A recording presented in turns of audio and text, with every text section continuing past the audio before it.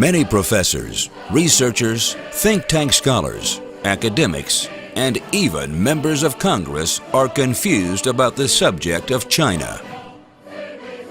Some people who profess to have thorough knowledge of this entire matter are quite vehement in claiming that there are two Chinas. We are forced to ask, why does the U.S. executive branch insist on saying that there is only one China? Let's go back to the year of 2004. Testifying before the House International Relations Committee on April 21, 2004, Assistant Secretary of State for East Asian and Pacific Affairs, James Kelly, was asked to explain the underlying rationale for the One China policy. He was unable to do so.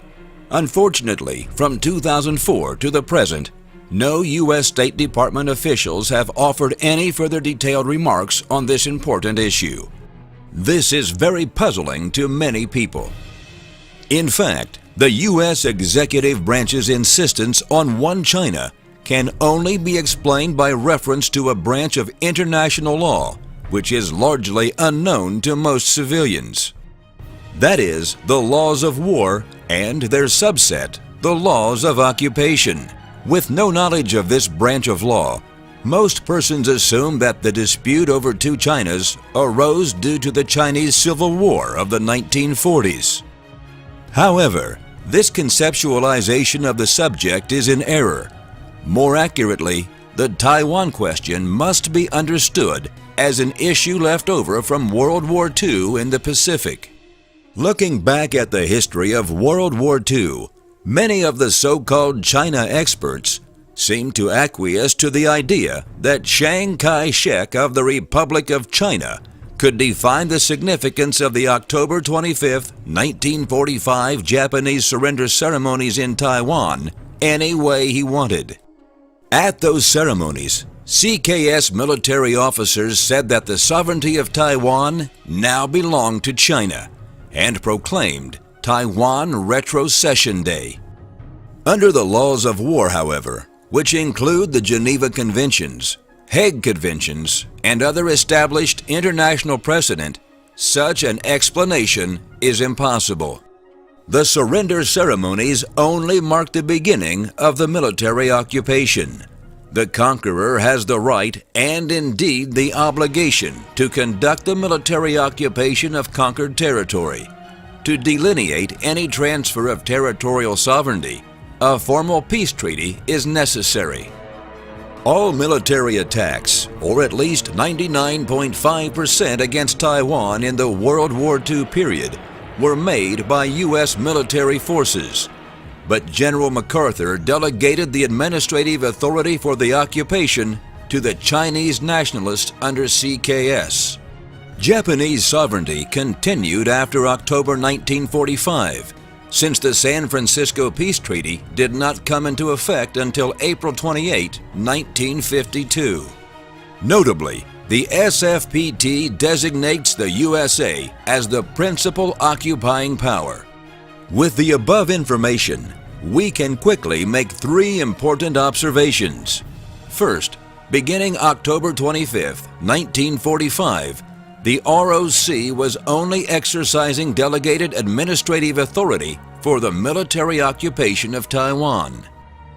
Second, in December 1949, when the ROC moved its central government to occupied Taiwan, it was moving outside of Chinese national territory. Third, with the coming into force of the peace treaty in 1952, the Allies have disbanded. However, the United States, i.e. the principal occupying power, has assented tacitly or otherwise to pre-existing arrangements for continuing the military occupation of Taiwan. In other words, the ROC is serving as a proxy occupation force for the USA, in addition to maintaining its status as a government in exile. At this point, two questions may be asked. Number one, is Taiwan a part of the ROC? Number two, is Taiwan a part of the PRC? In fact, The U.S. executive branch has never recognized the forcible incorporation of Taiwan into the territory of the Republic of China or the People's Republic of China. Hence, the answer to these two questions should be very clear. Relevant documentation is as follows. Taiwan is not part of the ROC. In the case of Sheng versus Rogers, D.C. Circuit, October 6, 1959, quoting from official pronouncements of the Department of State, the judges held that the provisional capital of the Republic of China has been at Taipei, Taiwan since December 1949. That the government of the Republic of China exercises authority over the island.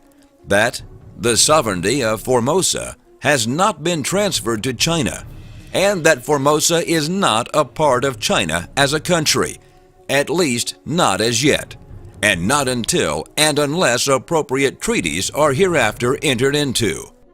Formosa may be said to be a territory or an area occupied and administered by the government of the Republic of China, but it is not officially recognized as being a part of the Republic of China. Taiwan is not part of the PRC.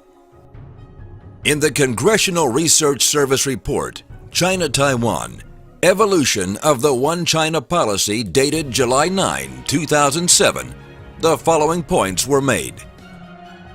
1. The United States did not explicitly state the sovereign status of Taiwan in the three U.S. PRC joint communiques of 1972, 1979, and 1982.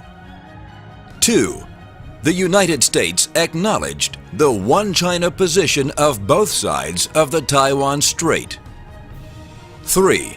U.S. policy has not recognized the PRC's sovereignty over Taiwan. 4. U.S. policy has not recognized Taiwan as a sovereign country. And 5. U.S. policy has considered Taiwan's status as undetermined. In conclusion, the People's Republic of China, founded October 1, 1949 in Beijing, is the sole legitimate government of China.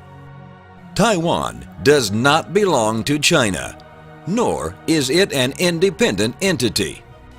Taiwan is an occupied territory of the United States of America. Does this mean that Taiwan belongs to the United States? The answer is no. Taiwan's legal status is a type of quasi-USA trusteeship under military government within the U.S. insular law framework. Hopefully, U.S. executive branch officials can be more precise in explaining the underlying rationale behind the One China policy in the near future.